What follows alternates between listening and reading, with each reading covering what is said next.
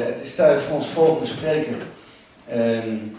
Hij is lang embedded geweest hier in de Amsterdamse impro-scene eind jaren 90. Hij heeft daar een geweldig boek over geschreven.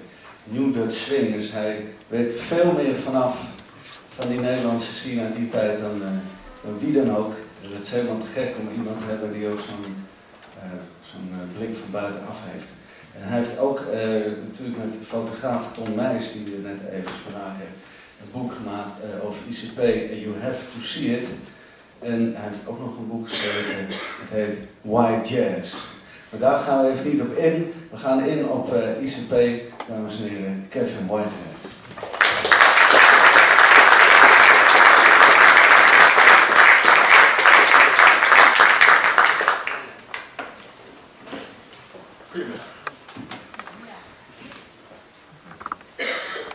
All these great talks today about Misha's music. Very nice to hear Bimhuis trio playing Misha's music so well. Tonight in this room, the part of the Duke Festival, the International All-Stars playing an entire set of Misha's music and new arrangements. I love Misha, I should be happy. This is probably the worst day of my life. Let me see if I can explain what happened. Late last year, Misha's manager, Susanna van Bergen, called me on the telephone. Nice lady, she's sitting right over there. And she said, luister, ik weet niet als je gehoord, maar she was speaking to me in Dutch. I don't know why. She said, listen, I don't know if you've heard, but Guus Janssen and Sherry Downs are finishing Misha's opera, and they're going to do it at the Holland Festival in June. I hadn't heard about it, and I didn't know what opera she was talking about, but I said, well, that sounds great, you know, how lucky for people who get to hear that. And she said, the reden dat ik bel is, the reason that I'm calling you is, if you want to come to Holland in June and give a talk about koeien, she used the Dutch word, but I knew she meant cows, well then a few days later there's the premiere of Misha's opera and you could stick around and see it. So of course I said yes, fantastic, I'd love to do that. But as soon as I got off the phone I thought, it's a little strange she'd asked me to give a talk about koeien, because I'm really just a jazz guy, you know, and there must be lots of people in Holland who know more about that subject than I do. But then I thought, you know, I lived in Amsterdam for a while and I got out a lot and I saw a lot of stuff and talked to a lot of people, so I thought, I can do this. But if I was going to talk about cows, I wanted to take it really seriously. Jura, could we have the first slide, please? So, last winter I went down to the Baltimore County Agricultural College and I enrolled in a class in bovine anatomy where you learn about, you know, the musculature and the bone structure of the cows and some of the better cuts of meat. And also the weird diseases they get, like McQueenie's dropsy and the Utica grind. And also that the cow has four stomachs, the rumen, the reticulum, the omasum, and the abomasum. I wrote a 12-page paper about the four stomachs of the cow. I got an A- on my paper, which just made me, you know, want to try all the harder. So the semester ends and I come over, and the other day I ran into Susanna and she says, "You're all ready for Saturday, right?" I said, "Yeah, I even went back to school for it." And she looked at me and said, "You're going to talk about koeien, right?" I said, "Jawel." And so then today, just before I got here, she sent me a text and said, "Good luck with your talk on Misha's music this afternoon." Jura, could we go to the next slide, please? So I wrote right back. I said, look, my talk is on the reticulum and all the other cow stomachs. I'm not sure it's going to go over with this crowd. And she wrote me back very quickly, and I want to quote, this is an actual quick Susanna van Bergen message that she sent me. "Well, you might go on about the fact that much of Misha's music is reused in various ways, and reused again or rechewed. and that you find bits and pieces of his compositions in the stomach content of any of the ICP performances. And I looked at that and I thought, exactly. So I think in order to do justice to the ruminant aspects of Misha's composing process, it may behoove us to review the cow's digestive tract, because with Misha, as with the cow, digestion is not a one-way street. Maybe we go to the next slide, please. So, the cow is out in the pasture and it pulls up some grass and it kind of chews it a little bit, not very much, and then it swallows it down to the rumen, the first of the stomachs, where the microbial fermentation process begins.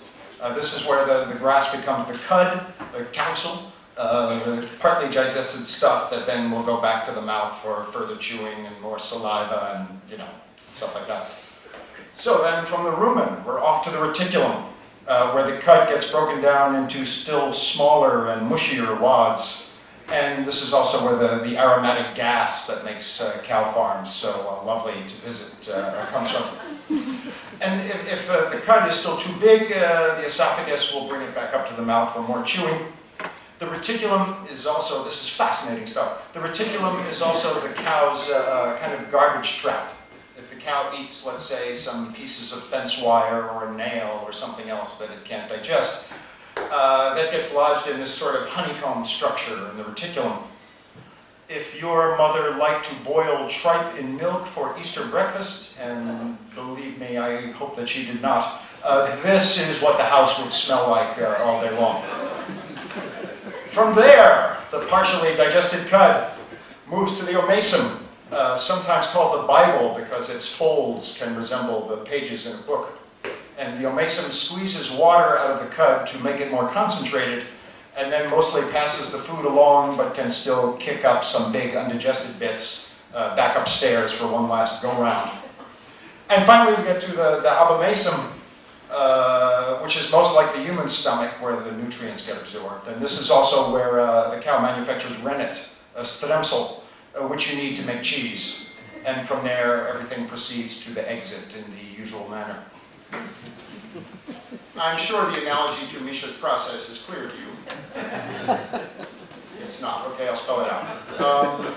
A long time ago, Misha and Han Benning would tape all their duo gigs, and then Misha would listen back closely to the tapes for any catchy phrase he might work into a tune or use to generate a new composition. So the pasture grass would be the taped improvisation, and the cud would be the phrase that he decides to pull out and chew over and ruminate upon in his mental rumen, or even re-chew back on the bandstand. And then his metaphorical reticulum would filter out any impurities, like any whiff of spirituality or sentiment, or John Coltrane or Miles Davis or Oscar Peterson. And then Misha might still revisit his new theme on the gig, chewing it over a little bit more before the melody is written down, the fixed version, the Bible, if you will, the omasum.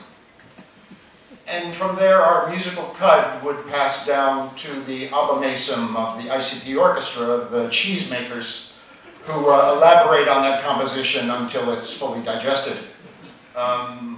So I guess then we would see the large and small intestines as the recording and mixing process, which would make the CD, the music appears on the end product of the cow. What we Americans call the cow pie.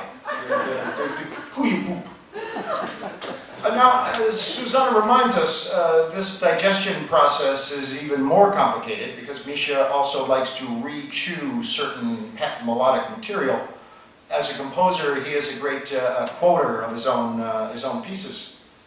And so, let's say, the mock Parisian dance hall melody that begins Onderweg from 1973 for chamber orchestra, that theme returns 4 years later as the ending for the piece he wrote for Orchestral Harding, Dressoir. Very nice suite.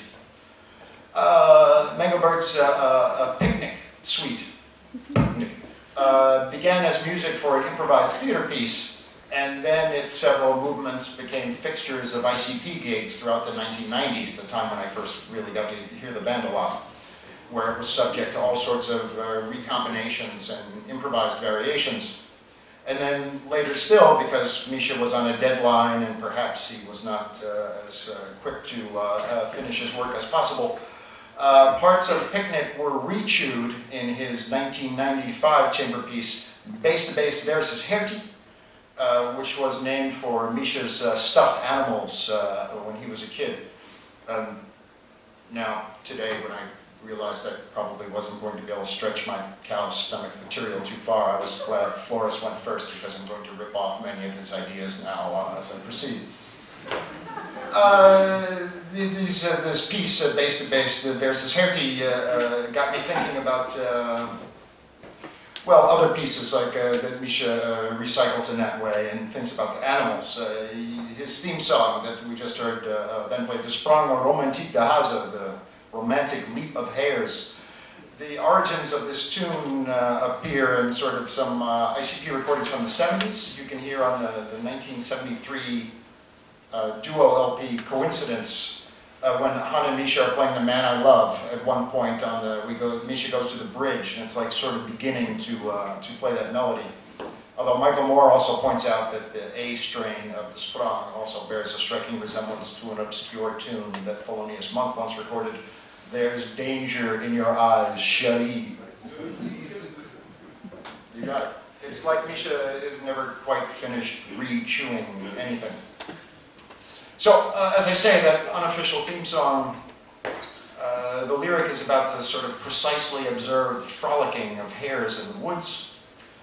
And I always think of Misha as sort of the ultimate stay-at-home guy. So, like Flores, I was sort of fascinated by how often this kind of animal stuff comes up. You know, after all, he had 2 albums of music named after a rabbit hole, and so on and so on. The first time I visited Misha at home 20 years ago, he cooked me dinner. We were supposed to have cow, but something went wrong.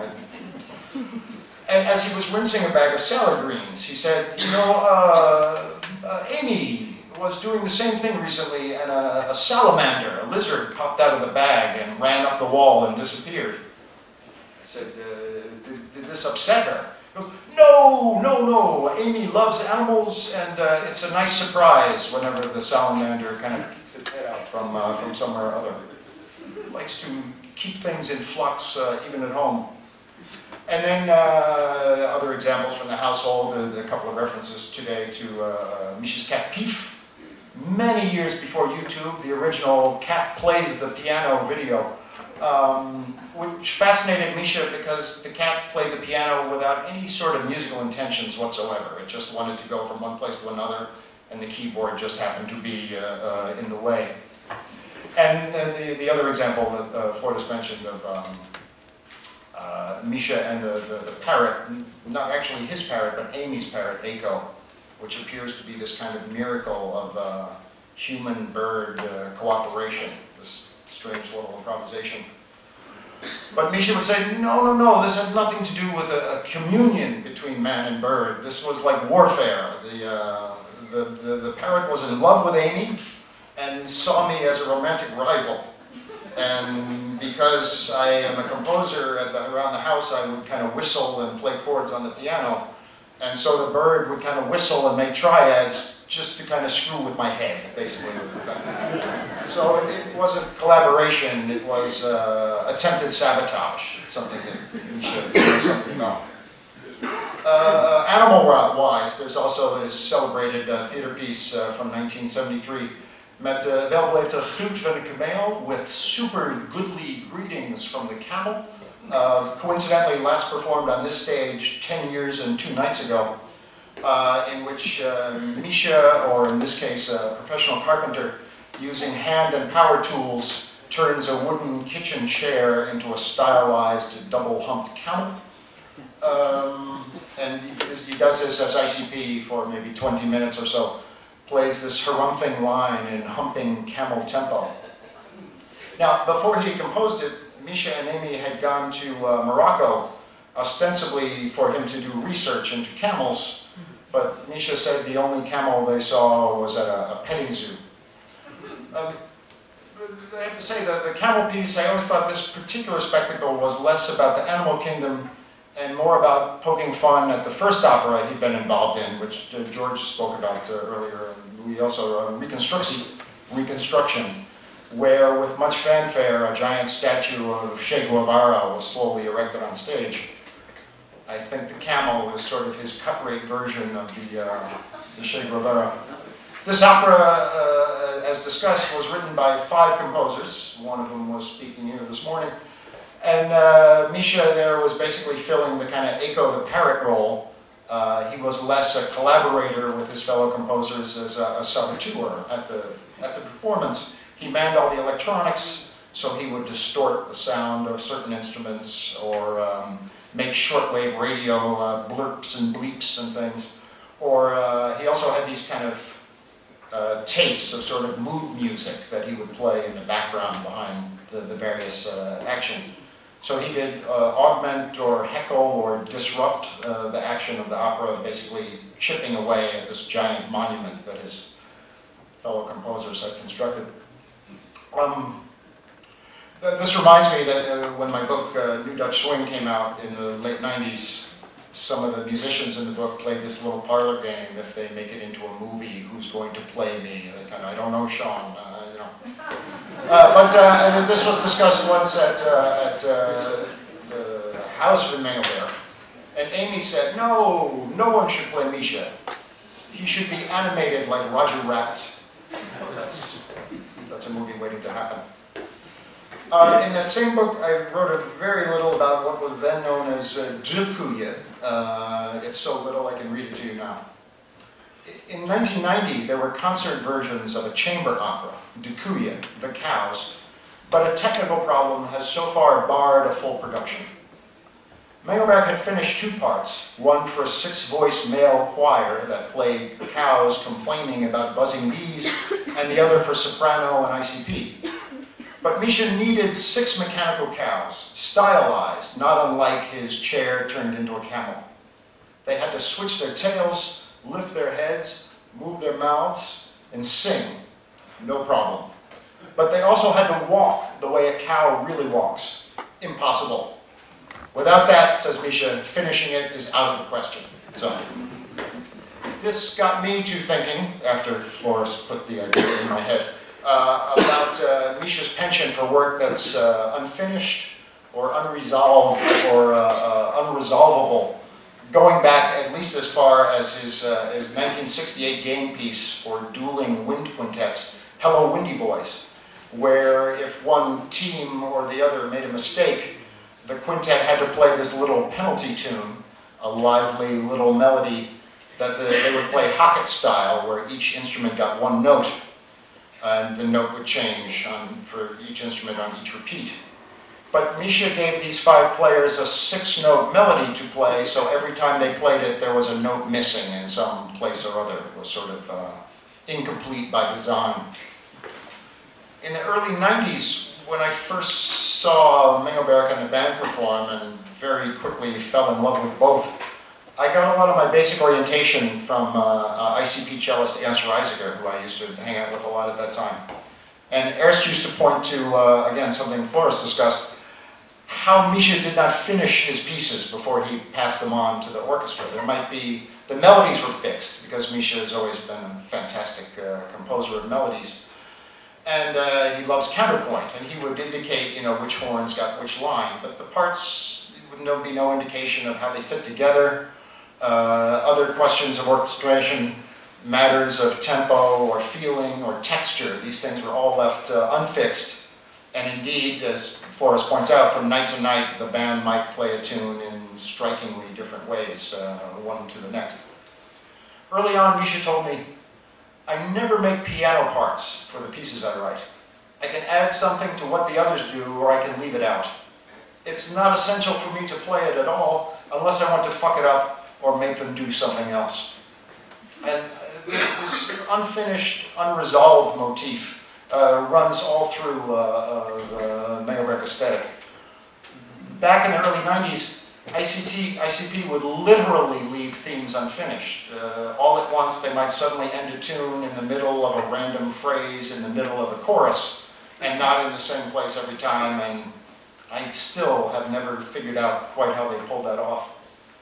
There's also Misha's viruses, like Paardenbloem, horseflower, or dandelion, which, as Flora said, any musician can cue at any time, basically to interrupt a composition, switching the band onto a dead-end siding, another way to sort of thwart the will of a composer. In an early 90s interview with Misha, conducted by the Chicago writer John Corbett, this is in John's upcoming book, Microgroove, Misha talks of the confrontational or contradictory or unresolvable aspects of improvisation or instant composing. Misha said, all your expectations and plans are destroyed the moment you play with other people. They all have their own ideas of how the musical world at that moment should be. So there are 2, 3, 5, 6 composers there at the same time, destroying each other's ideas. John did not flag this passage, but I think that may have been a Misha callback again to Reconstruction, where he's battling the other composers who were literally on stage for that production. Misha has many other ways of kind of thwarting compositional intent. During ICP's instant compositions, when one member of the ensemble conducts the improvising using pantomime, Misha is the master of willfully misunderstanding the directions that the musician is giving him in order to give them exactly the opposite of what they're trying to get. His 1994 solo piano album, Mix, features his first whole sets improvised without any clear idea of where he was going. This is the same plan that he followed composing Drie Intermezzi for the Netherlands Wind Ensemble in 1980. As soon as he figured out what he was doing, he changed to do something else. And Misha has also praised Ab Barz's way of subverting the forms that he improvises on and replacing them with forms of his own, in effect overwriting the Mengelberg tunes. And it's certainly no accident that Misha's closest musical partner for over 50 years is that willful and autonomous musical force Han Benning. Their partnership reminds me of ICPs, like one of those fire trucks where you have like a steering wheel in the front and a steering wheel in the back, and the two guys are like that. It's just a Brandweer music.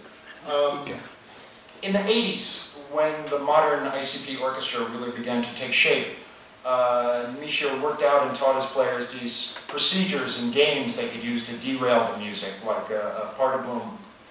But then this funny thing began to happen. The players, and many of them are still in the band, Walter Bierbos, Michael Moore, Ab, Ernst Clerum, they so effectively internalized the rationale behind these elaborate procedures that, as Flores pointed out, they started making up their own spontaneous rules and variations in the same spirit that might exist only for the duration of a tune. And then the players who came into the band later, like Thomas Haber or Mary Oliver or Toby or Tristan Hansinger, who was coming back to the band after many years away, they caught on to these spontaneous games very, very quickly, partly because Han and Misha always knew just the right musicians to hire to understand what they were trying to do. Some of these spontaneous variations could be completely hilarious and very easy to repeat, and then they would never play them again. So in that sense, ICP was sort of the anti-Broker collectief. In Willem Broker's band, if something got a laugh, it stayed in the act, sometimes for decades. But ICP always takes very seriously the word instant in instant composer's pool. By leaving so many aspects of his music unfinished, and leaving the finishing touches to others, Misha turned his orchestra into a kind of perpetual mobile. One proof being their very successful recent international tours they now do without him, sometimes with Guus Janssen or some other guest pianist joining the ensemble. Crafty devil that he is, Mengelberg handed the musicians all the tools they needed to continue on without him, which is to say, a way for his music to survive him. Leaving the music unfinished, the musicians have the possibility of always making it new. And And by letting the band members of ICP bring their own compositions, he showed them how the whole operation could continue feeding on fresh material.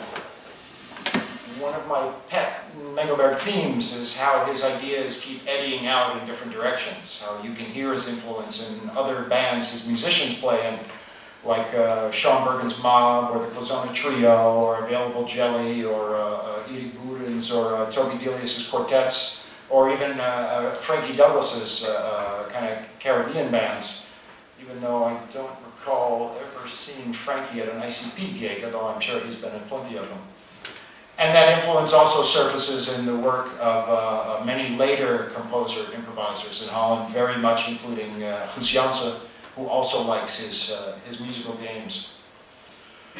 So now we come back to Koeien, not real cows, but the long unfinished opera. I don't know if you've heard, I only recently got the news straight myself, but Guus Janssen and Sherry Downs have completed Misha's unfinished chamber opera, abandoned in the early 90s.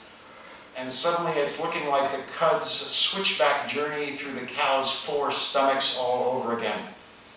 I speak, of course, of the rumen, where the ruminating and the fermenting goes on, the reticulum, where the indigestible bits get left behind, the omasum, the so-called Bible, where the cud gets squashed and concentrated, and the abomasum, the final stage of the whole nutrient-extracting digestive process.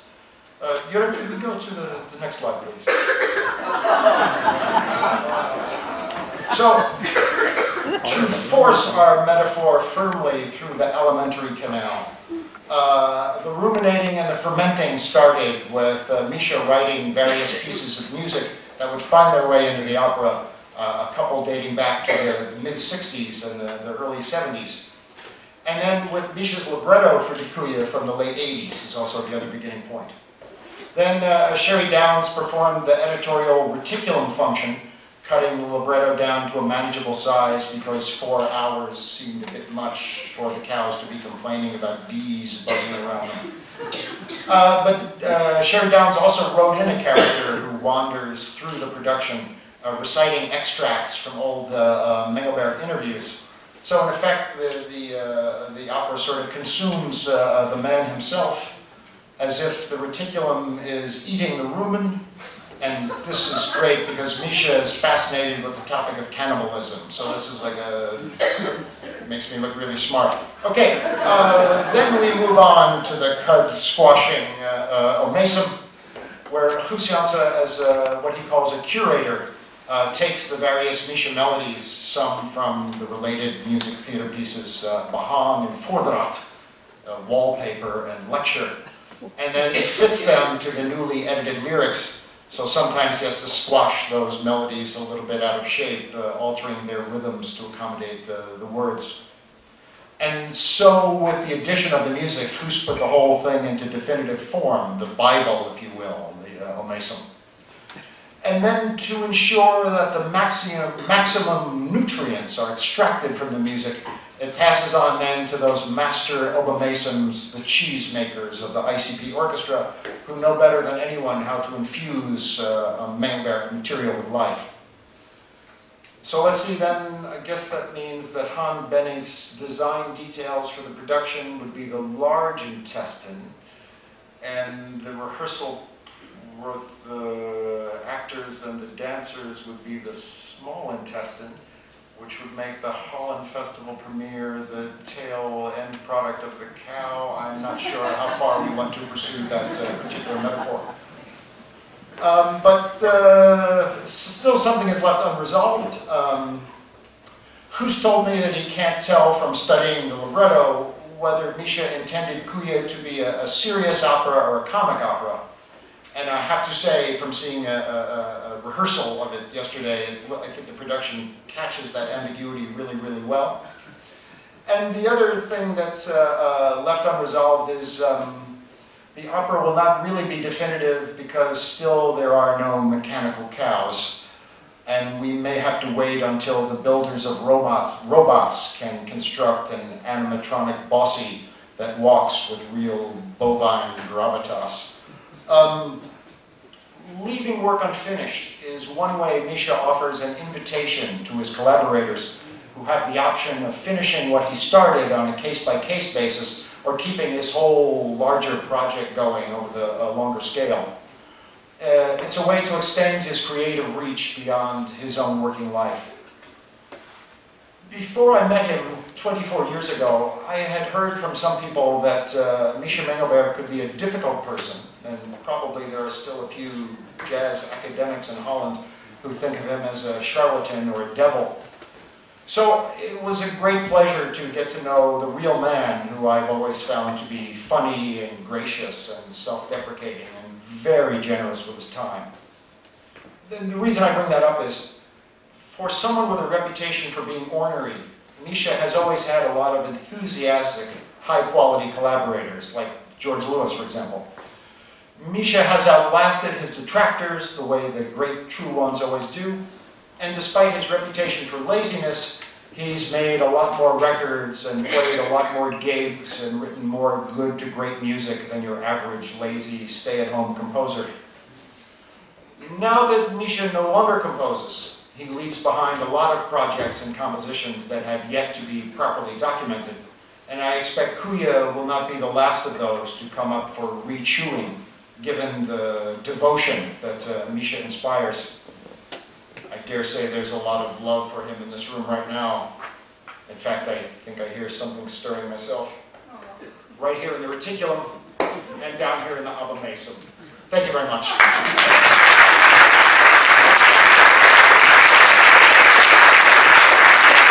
Kevin Whitehead.